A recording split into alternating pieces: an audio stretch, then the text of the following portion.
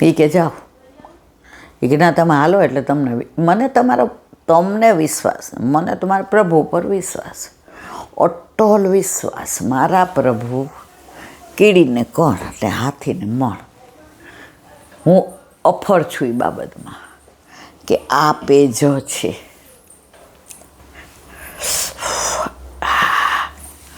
બહુ દુખે છે એટલે બોલો જઈને બેઠો.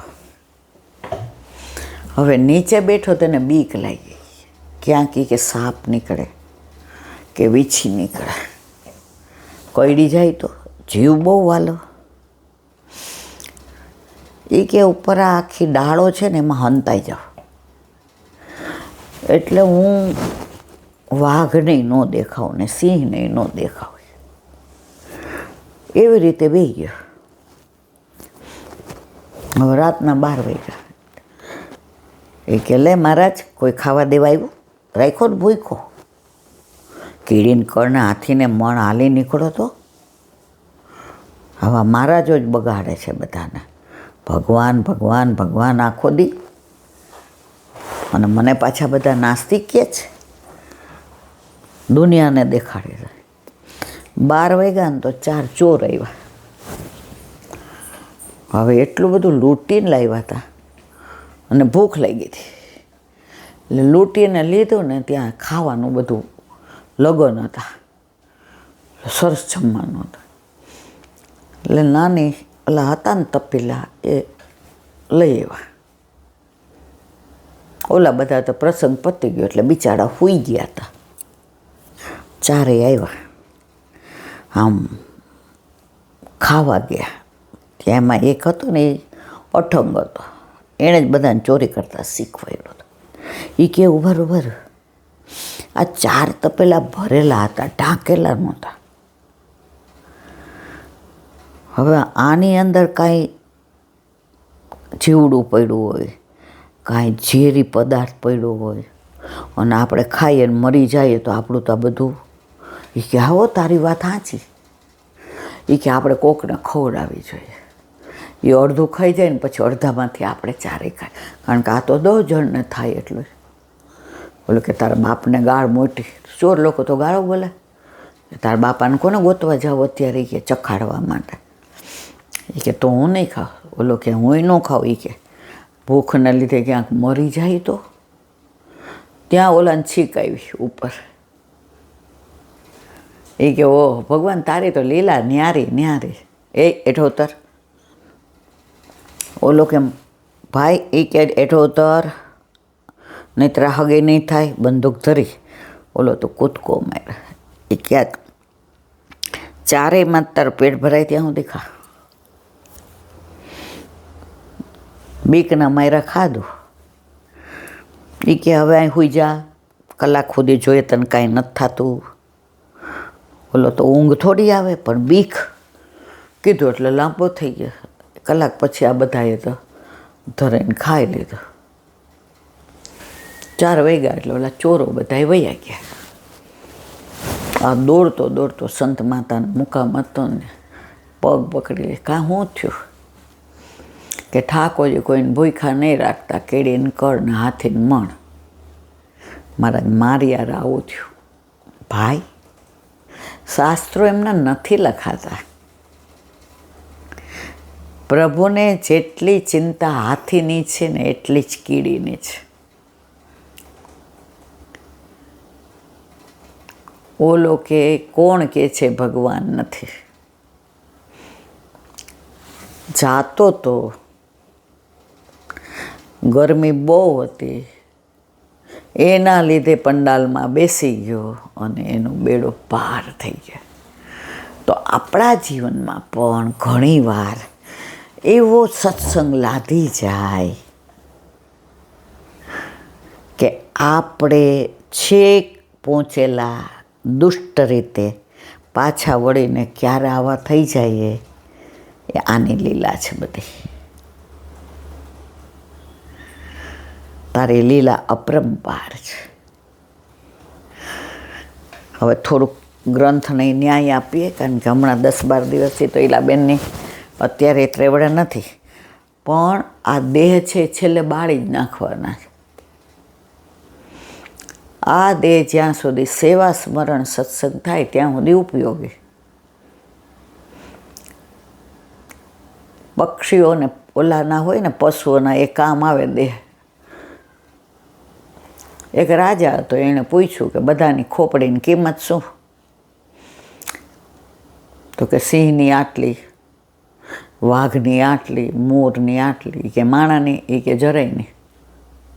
રાજા કે સૌથી વધુ કિંમત માણાને. સ્મશાનમાંથી ખોપડી આપી, જા. બહુ કર્યું, સામેથી પૈસા લઈ જાઓ. એ કે આઘો રે, માણાની ખોપડી અભડાઈ જાય. ત્યારે રાજાએ કીધું, આપણો આ દેહની કોઈ કિંમત નથી, અને છતાંય વધુમાં વધુ એને સાચવીએ છીએ. તો ઘણી વાતો. બોલો વલ્લભા વ્રજ વિહાર. આજે 10 દિવસે પુસ્તકો એટલે લીધા કે વિરહ થાય પુસ્તક નહીં આપણો, કે રોજ તો મને ન્યાય આપે છે. તો આજ સવારથી ને સૂતી હતી, કોણ જાણે આ કેવું આમ દુખાવો દિવસે દિવસે વધતો જાય, બધાય કે ઘટતો જાય. શ્યામ રાખે તેમ રહીએ ઉદ્ધવજી, શ્યામ રાખે. મારા શ્યામને કાંઈ ન કહીએ ઉદ્ધવજી, શ્યામ રાખે તે. વ્રજ વિહાર. સવારે આ બધા અસારવા ગયા, આપણાથી ન, હું ન ગઈ એટલે તમે ન ગયા. કારણ કે એમ થાય કે એકલી પાછું કંઈ. તો ત્યાં ઘણા બધા વૈષ્ણવ મળ્યા હતા. એ લીલી પરિક્રમાનું પૂછતા હતા. તો આકાશ તૃપ્તિ કે આજે તો વ્રજને અમે બહુ યાદ કર્યું. એ કે 26માં જવાના, તો અમને એ કે એટલું બધું આમ સાંભળીએ ને તો આનંદ આવે છે. હવે એમ થાય ક્યારે 2026 આવે ને જઈએ.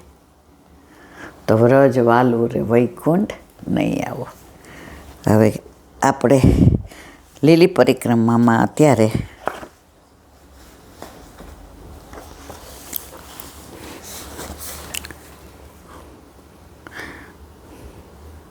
અદ્વૈત વૈઠ વૃંદાવનની વાતો કરીએ છીએ.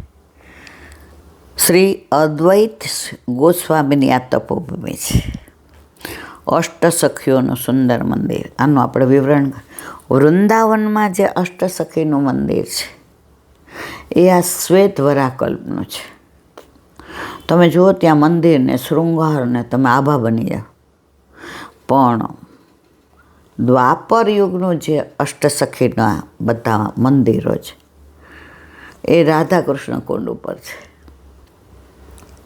એ વલ્લભના બેઠકની આજુબાજુ છે. હવે થોડું બધું પહેલું થઈ ગયું છે, પણ અમે તો 50-60 વર્ષ પહેલાં દર્શન કર્યા છે.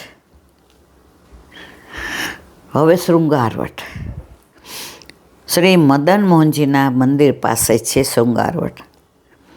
આપણે દર વખતે વ્રજમાં જઈએ 10 દિવસ માટે તો પ્રસાદ અક્ષય બટ લઈએ છીએ. યાદ આવ્યું? ગાયો ને પાછળ યમુનાજી ને અક્ષય બિહારી ને અક્ષય બટ ને ચારે બાજુ વનરાય ને. તમને ક્યાંય ત્યાં લૌકિક પેલું જ ના મળે. વ્રજવાસીઓ ખેતરમાં ઓલું કરતા હોય ને, પાણી માગીએ તો પેલા કાંઈ ઉગ્યું હોય તો એ આપણને એમ કે લો લો લો બીટિયા લો.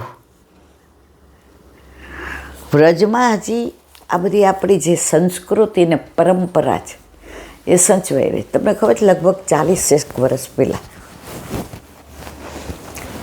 આપણે મારુતિ વાન લીધી હતી સેકન્ડની 1051, અને આપણે 8 જણા શ્રીનાથજી ગયા હતા. યાદ આવ્યું? પછી બધાએ આપણને એમ કીધું કે ઘસિયાર જેવા. તો આપણે કીધું અમે તો નથી જોયું. તો કે એ ઘસિયારના મંદિર ઉપરથી જ આ મંદિર છે. ત્યાં પેલા ઠાકોરજી ત્યાં બિરાજ્યા, પછી પાણી કડવું થઈ ગયું એટલે અહીંયા આવ્યા.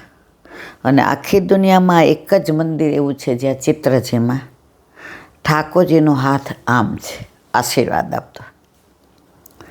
કારણ કે ત્યાંના રાજાએ કીધું કે આપ પધારશો પછી હું જીવી નહીં શકું, તો કે અમારા આશીર્વાદ છે, તમે કાયમ અહીંયા રાજ કરશો. તો બધાએ કીધું. મેં કીધું ના, ઓફિસની ચાવી મારી પાસે. તમે કીધું હાલ ને રાતના 2 વાગે પહોંચીએ તો 2 વાગે, તમે ચલાવતા હતા ગાડી. શ્રીનાથજી રાજભોગ કરીને જમીન નીકળ્યા પ્રસાદ. 50-60 વર્ષ પહેલાં તો વનરાય એટલી કાચા રસ્તા ને ત્યાં ઓલા ખેતરમાં બધા કામ કરતા હતા. તો મેં કીધું હા તમે બધા કહો છો કે ફ્લાવર એમ કે અંદર થાય, તો મેં કીધું આ લોકો ફ્લાવર જ કાઢતા લાગે છે આપણને. તમે કીધું તા તો બધું જોઈ લેવું છે, બેસ છાને મને. મેં ના ઊભી રાખો ને. ત્યાં ઊભી રાખીને ઓલા ભાઈને મેં પૂછ્યું, મેં તો આ ફ્લાવર જોવાય? મને કે આ જાઓ આ જાઓ આ જાઓ. 40 વર્ષ પહેલાં તો આપણે નાના જોઈને, તો એ તો 5-6 જણા હતા. એટલે ગયા. મેં કીધું મને ફ્લાવર બતાવો. બતાવ્યું. પછી તો કે બેઠો. પછી તો એણે બીજું બધું વાવ્યું હતું, એ બધા થેલા ભરવા માંડ્યા. મેં તો કાકે લીએ વો કરો. એક બીટિયા હે ને વાકે લીએ. પછી એણે ખીર મંગાવી. યાદ છે ને તમને? એટલે આપણને એમ કે ખીર ગળી છે, યાદ આવ્યું તમને? હા, મીઠા. એટલે હવે મને ત્યારે આપણને ખબર નહીં કે આપણે મીઠાવાળી ખીર હોય.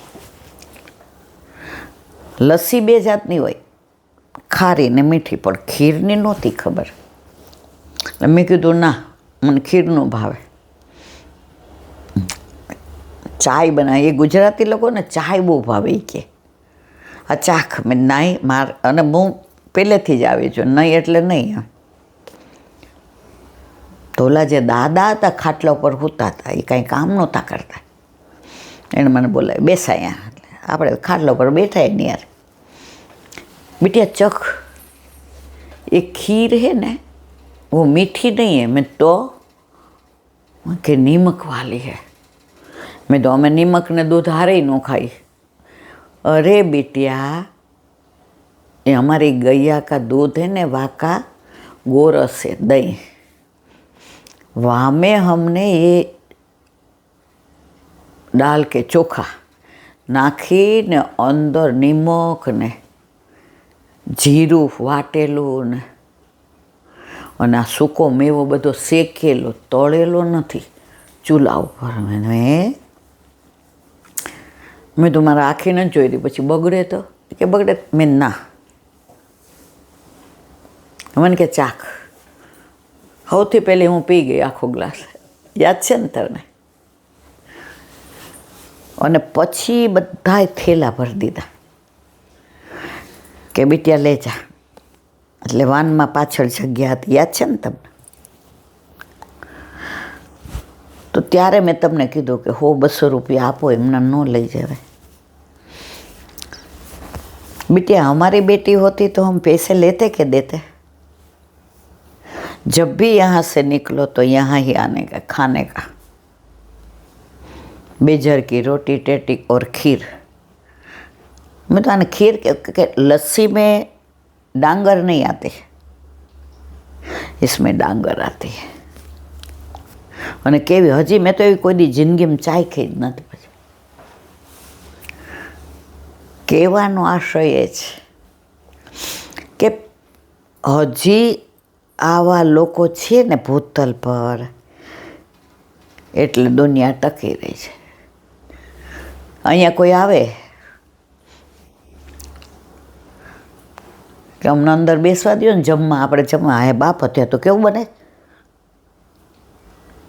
ખોટા વિચારે. અને એ લોકો તો આમ વ્રજમાં જઈએ છીએ તો ઠાકોરજીને પધરાવીને કેવા રાજી થઈને બોલાવે છે અંદર.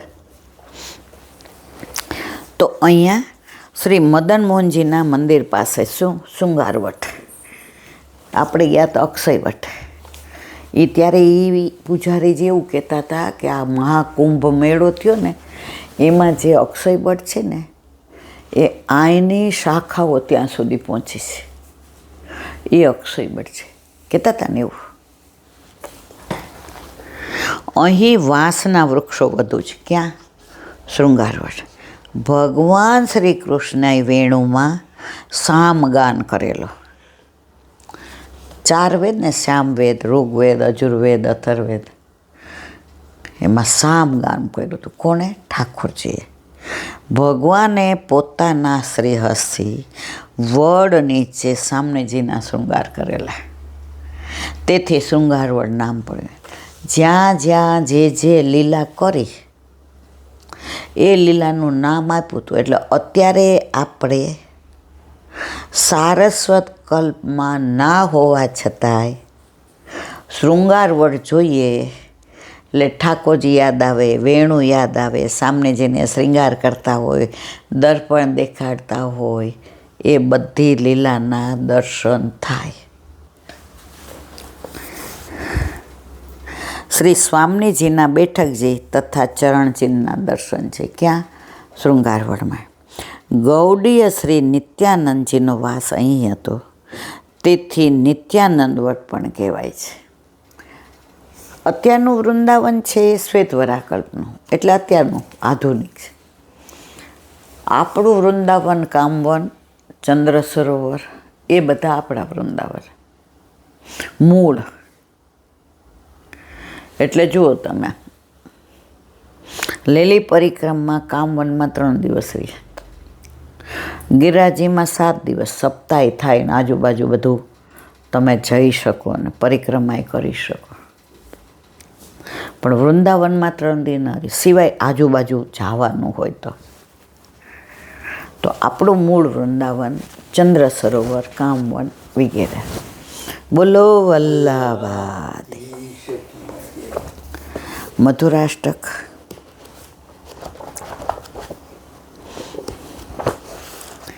પાણી મધુરો ચાલે છે.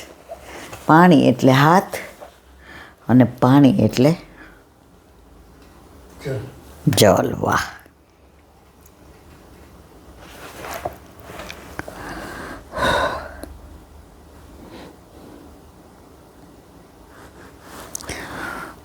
ચતુર્ભુજ પ્રભુ પીત પટલીએ કર આનંદ ઉરના સમાન પોછત રેણુ ધેનુ કે મુખતે ગિરિ ગો વર્ધન રાય ગોવિંદ ગિરિ ચઢત તે રત ગવાય. લાલાના શ્રીઅંગ અતિ કોમળ છે, શ્રીહસ નાના સુકોમળ છે. એક ગોપી લાલાને બાજોઠ ઉપાડી લાવવા કહે છે. લાલાથી બાજોઠ ઉચકાતો. ગિરિરાજ જેનાથી ઉચકાય પણ બાજોઠ ન ઉચકાય. આ વિરુદ્ધ ધર્માશ્રય લીલા છે. મૂંઝાટવી વનમાં અગ્નિનું પાન કરી જાય, પણ અહીંયા આવીને સે દૂધ ગરમ હોય, માં બહુ દૂધ ગરમ લાગે. જુઓ, આ વિરુદ્ધ ધર્માશ્રય લીલા છે. અને ત્યાં જ ઊભો રહે ત્યારે ગોપી હસતા હસતા બાજોઠ અને લાલા બંનેને ઉપાડીને લાવી આવે છે. ગોપીને શંકા થાય છે કે લોકો વાતો કરે છે કે તમે મોટો ગિરિ પહાડ એક ટચલી આંગળીએ ઉપાડી લ્યો. એ મારા મહિનામાં આવતું ને, તમારાથી બાજોઠ નથી ઉપાડાતો તો ટચલી આંગળીએ ગિરિરાજ, મારા મહિનામાં આ વાત આવતી નથી. આ યમુના જળ ભરેલી ગાગર મારા માથે ચડાવો તો મને વિશ્વાસ બેસે. આ વાતો કરી કરીને પ્રભુનું સાનિધ્ય ગમે છે, પ્રભુની સન્મુખ રહેવું ગમે છે,